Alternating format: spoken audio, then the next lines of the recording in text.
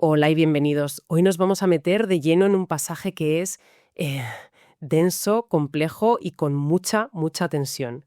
Hablamos del capítulo 5 del Evangelio de Juan. Sí, un capítulo fundamental. Para analizarlo nos basamos en un comentario exegético que lo desglosa muy bien y la idea es, pues, desentrañar un poco la estructura de lo que pasa aquí. Porque no es solo un milagro, ¿eh? No, para nada.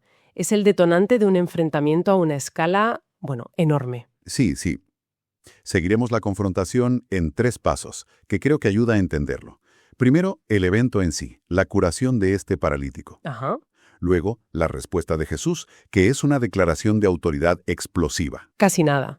Y finalmente, una especie de juicio en el que presenta a sus testigos para defender justo eso, su autoridad. Pues si te parece, vamos al lío. Vamos. La escena nos sitúa en Jerusalén, durante una fiesta judía, y el foco está en un lugar muy concreto, el estanque de Betesda. Un sitio con historia. Y es que hasta el nombre tiene su miga.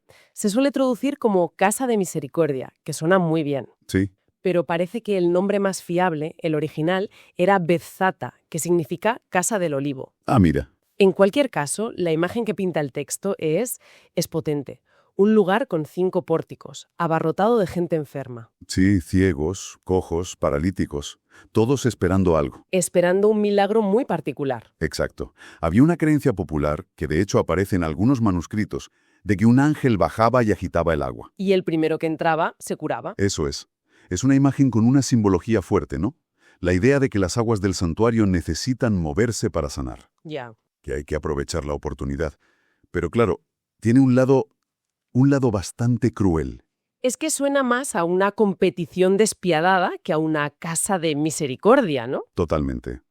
Solo se salva el más rápido, o el que tiene a alguien que le ayude. El resto, a seguir esperando. Y en medio de todo eso, el texto se centra en un solo hombre. Un hombre que llevaba 38 años enfermo. 38 años.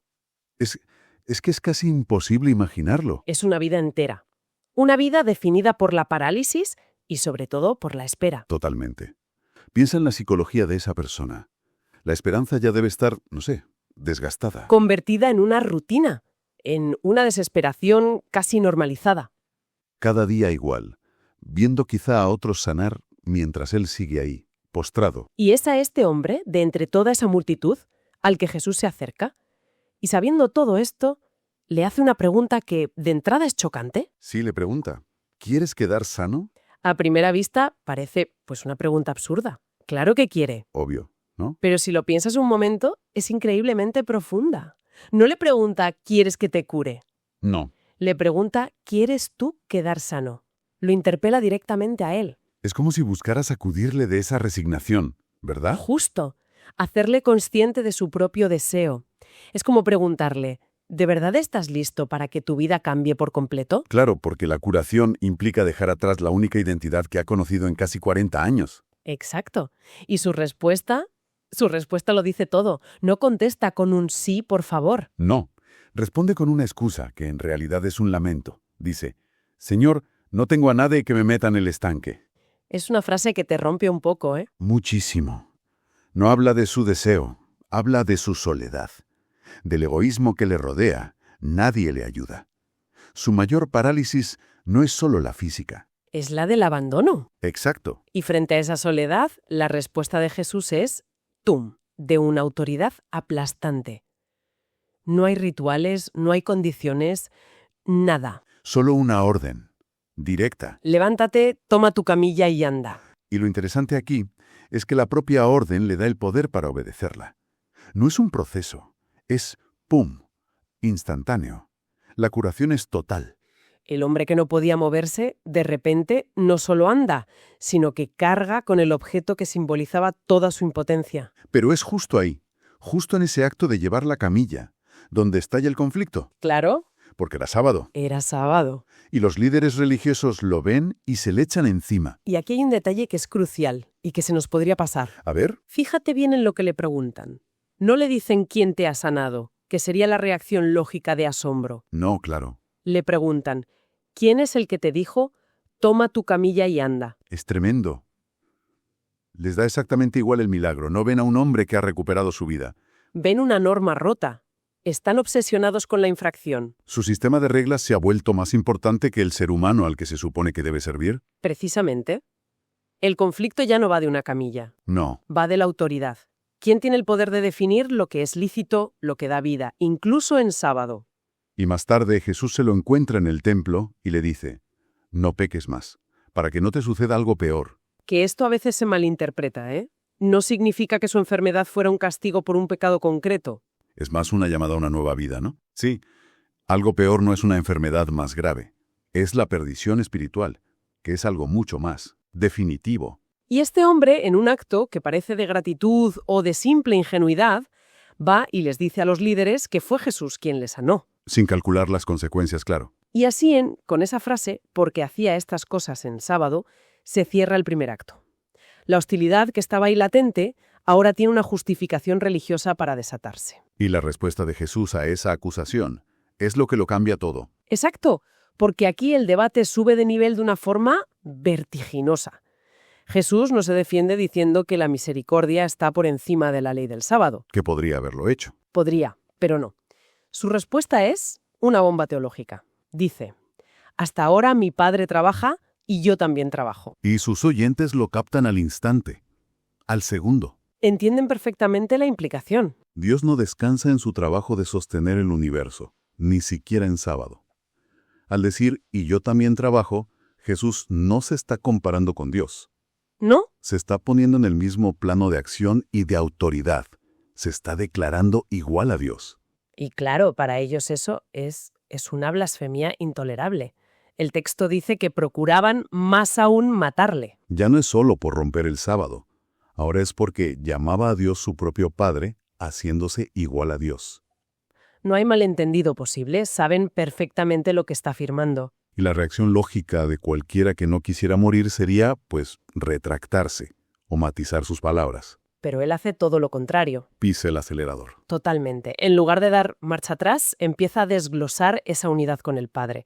Primero, habla de una unidad de acción. Dice, no puede el Hijo hacer nada por su cuenta, sino lo que ve hacer al Padre. Que podría sonar a una limitación, pero es todo lo contrario. Es la afirmación de una comunión perfecta. No hay dos agendas, no hay dos voluntades.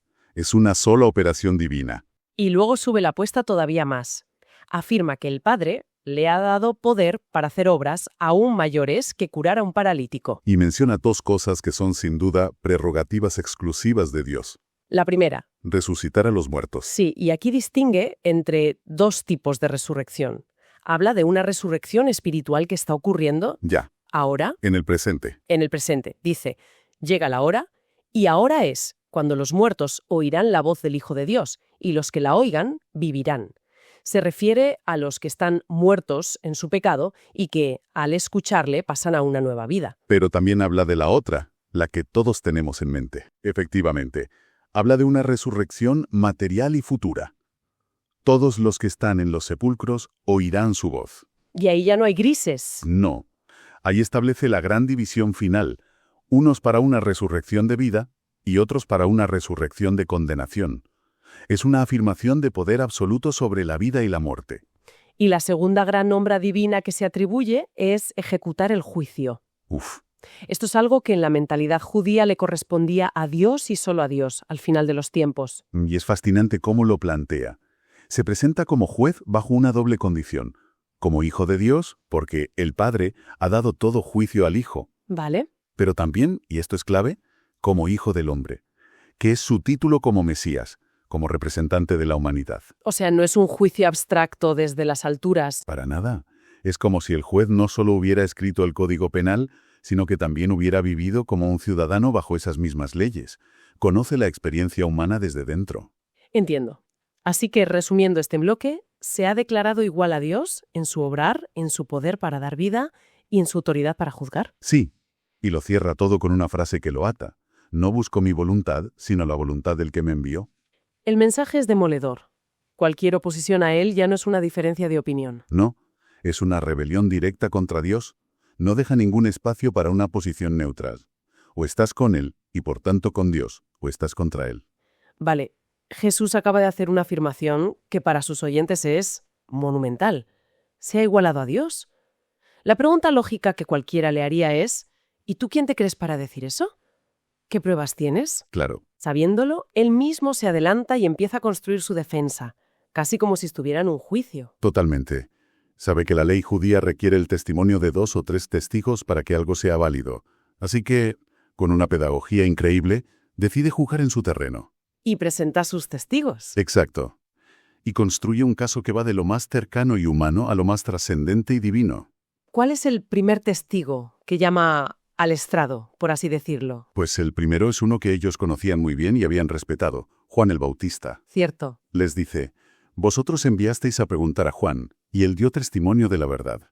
Y enseguida aclara que no es que él necesite el testimonio de un hombre, pero lo saca a colación por ellos. Para que puedan creer. Eso es. Y la forma en que describe a Juan es preciosa. Era una lámpara que ardía y alumbraba. Me encanta el orden de esas palabras. Primero ardía y luego alumbraba. Sí, sí. No se puede dar luz si no hay un fuego interior, un celo, una pasión. Exacto. Pero enseguida pasa al siguiente testigo, que es mucho más poderoso. Dice, tengo un testimonio mayor que el de Juan. Y este testigo son sus propias obras, los milagros. La curación del paralítico que acaba de ocurrir es una prueba. Son obras que el Padre me dio para que las llevase a cabo, y demuestran que no actúa por su cuenta. ¿Y la evidencia era tan potente? Tan potente que sus oponentes no podían negarla, y su única salida fue atribuirla a un poder demoníaco. De acuerdo, tenemos a Juan y a las obras. Pero el caso sigue subiendo de nivel. ¿Quién viene después? El Padre. Pero no de una forma abstracta, sino a través del testimonio que ya había dado en las Escrituras, en todo el Antiguo Testamento. Ah, claro. Y aquí es donde pasa de la defensa al ataque. Les acusa directamente. Nunca habéis oído su voz, ni tenéis su palabra morando en vosotros. Es una acusación durísima. Mucho. Les está diciendo que, aunque se pasen la vida leyendo los textos sagrados, el mensaje real, la palabra de Dios, no ha calado en ellos. Leen la letra, pero no escuchan la voz. Y eso conecta directamente con el siguiente testigo, que son las propias Escrituras. La frase es una de las más famosas. Escudriñad las Escrituras. Ellas dan testimonio de mí. Aquí hay un matiz gramatical muy interesante, ¿verdad? Sí, no está claro si es una orden, escudriñad, o una constatación. Vosotros escudriñáis. Si es una constatación, la crítica es aún más afilada. Sería como decirles... Os pasáis el día estudiando el manual de instrucciones con lupa, buscando ahí la vida eterna, pero no os dais cuenta de que tenéis delante al aparato que describe el manual. Es un error de enfoque total. Buscan la vida en el libro. En lugar de en la persona de la que habla el libro. Y Jesús lo diagnostica con una claridad meridiana. Y no queréis venir a mí para que tengáis vida. Fíjate que no dice no podéis, dice no queréis. Exacto. El problema no es la falta de pruebas, es un problema de voluntad. Están tan preocupados por su estatus, por recibir el aplauso y la gloria de los hombres, que son incapaces de reconocer la gloria que viene de Dios. Es una cadena de testimonios impresionante. Juan, las obras, el Padre en las Escrituras, las Escrituras mismas. Parece que el caso está cerrado. Pero guarda un último testigo para el final. El golpe de gracia. Sí, el giro final y más irónico de todo el argumento. Moisés. Esto debió dejarles helados. Imagínate. Les asegura que él no va a ser su acusador en el juicio final. Su fiscal será la misma persona en la que ellos han puesto toda su esperanza. Moisés. Me parece un movimiento argumental brillante y demoledor. ¿Cómo lo justifica? Con una lógica implacable. Les dice, si de verdad creyeseis a Moisés, me creeríais a mí, porque él escribió sobre mí. Claro. Pero si no creéis a sus escritos, ¿cómo vais a creer a mis palabras? Les está desmontando todo su sistema de creencias usando a su pilar fundamental. Es como decirles, afirmáis ser expertos en Moisés, pero sois sus peores alumnos. Exacto. La conclusión es demoledora. Si rechazan la base, los escritos que ellos consideran la máxima autoridad, han perdido toda capacidad de creer en nada más.